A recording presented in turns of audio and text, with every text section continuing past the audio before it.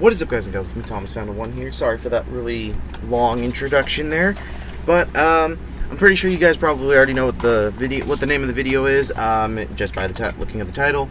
But pretty much, we're going to be taking a look at Transformers, Titans Return, Deluxe Class, Hyperfire, and Blurr. Yeah, I know, this is like the first review that every Transformers collector did for. This was one of the first few Transformers from the Titans Return line to come into the line, and I am now finally in July getting to this, and we've already had this figure for a year and a half already.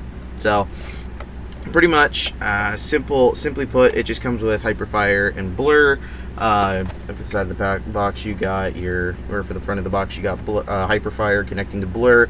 Got his alt mode down here, Hyperfire and Blurr down here, Titans Return, Transformers, authentication sign. On the back, you've got your product shots there. You got your CGI rendering of the shots there, and Hyperfire and Blurr, all that fun stuff. And that's pretty much it for the packaging. That was not good. What I just heard. It was my Lord of the Rings ring. It fell. Oh well. But anyways, moving right along, let's get to the figure at hand. Here is Blurr in his alt mode, and I gotta say, they nailed his alt mode.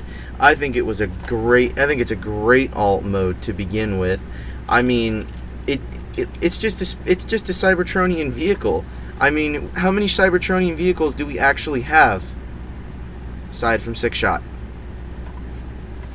I mean, we haven't really gotten Cybertronian vehicles, like original G1 Cybertronian vehicles, in a long, long time.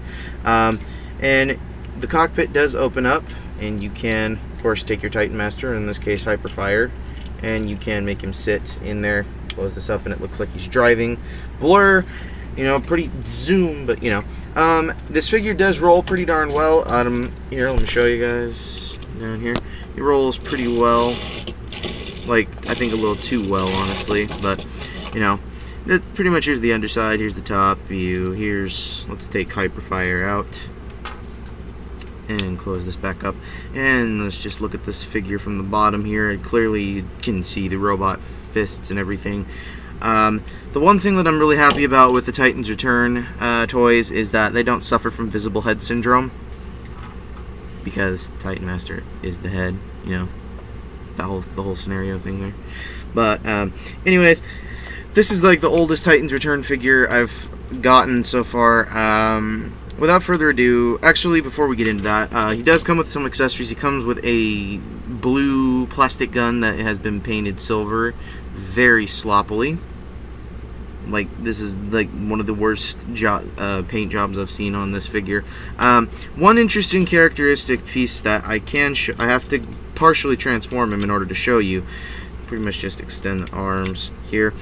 This piece on the front, once it's been detached, you can actually unpeg it, and then of course you got to take your pieces and bring them back together, and then you got nothing. Then you got something that looks like that. But the whole purpose of this piece being detachable is so that you can have a little base for your Titan Master.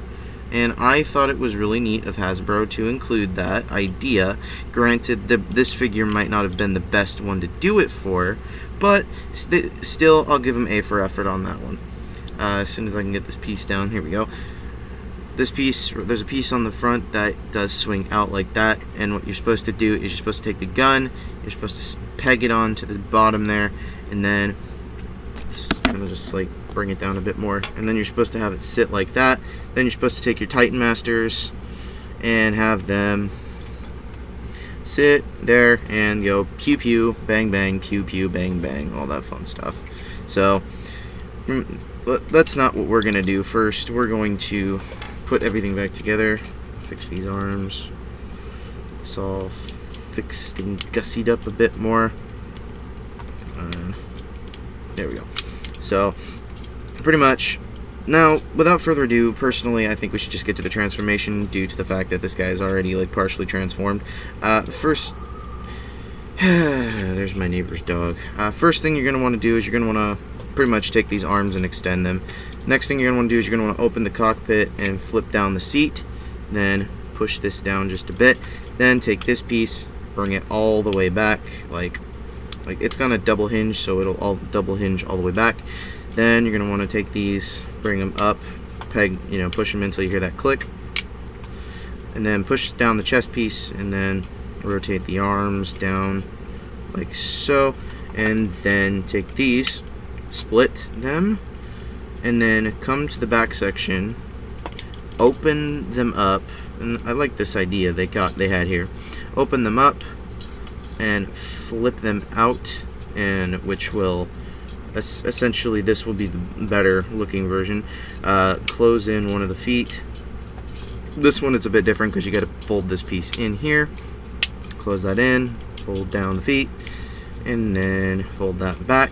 Take these sections, just like the G1 blur, take them and fold them back. Do the same thing on the other arm.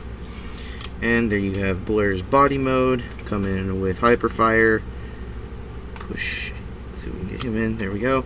Then take this little antenna piece here on the top of, on the bottom of hyperfire. There's this little piece here. I don't know if I'm really getting good on camera, but dang it. There we go. This piece does pull up. It doesn't show it on the box, but it does pull up. And there you have Blur in his robot mode, and I think this is a great looking version of Blur. Let's pan this camera back up here for a second, and let me grab my first comparison with him. Just give me 1 second. So, I'm back. Here he is with Power of the Prime's Leader Class Hot Rod, or Deluxe Class Hot Rod piece. Or actually, this is the deluxe portion of Leader Rodimus. I gotta fix the guns. Part of them broke, but this is the best piece I could give. And personally, I think this actually does really good scale. I think it's a perfect scale, honestly, with these two.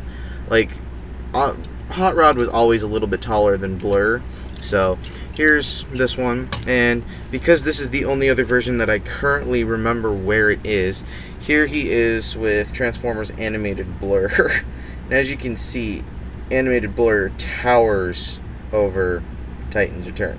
So, pretty much, these are the two scale comparisons I have for him right at the moment.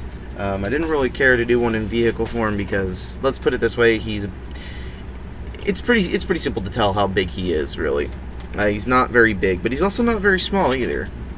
And then he can hold his gun on this little peg here.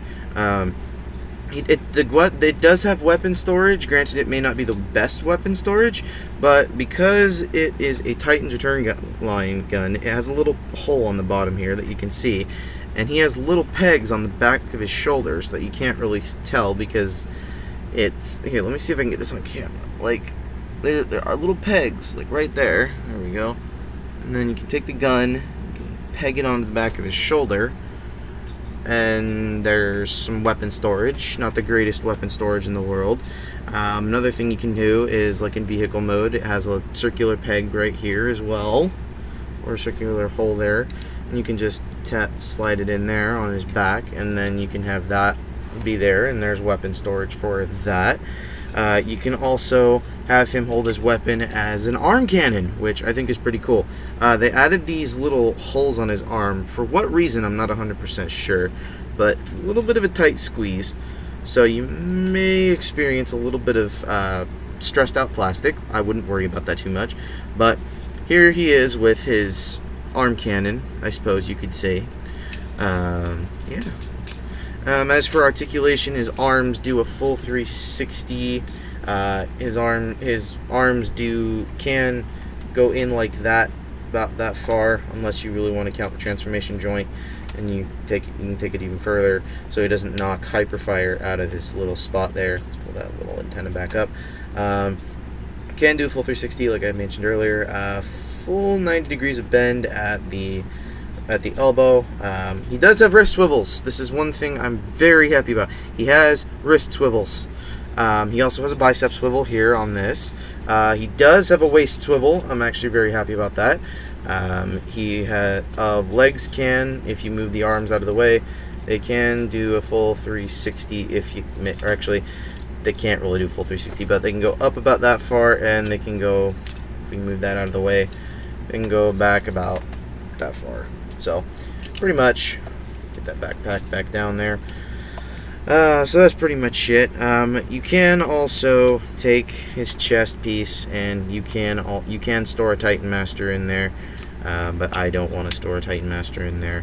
But you can store a Titan Master in there just for the heck of it. Anyways, that's pretty much it for this figure. Thanks for watching, and pretty much have a good day. This is Thomas Fan of One Sync. Don't forget to subscribe for more content. Don't forget to drop a like on this video. Don't forget to leave a comment about what Transformer you want to see me do next, because I will buy the majority of the Transformers I can get a hold of.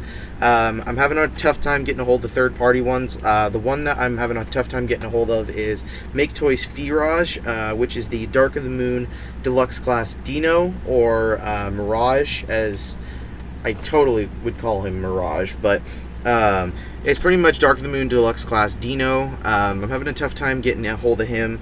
Big Bad Toy Store is not making it easy either. You have to pay $60 for what is essentially a third-party Deluxe Class figure, about maybe the size of Hot Rod?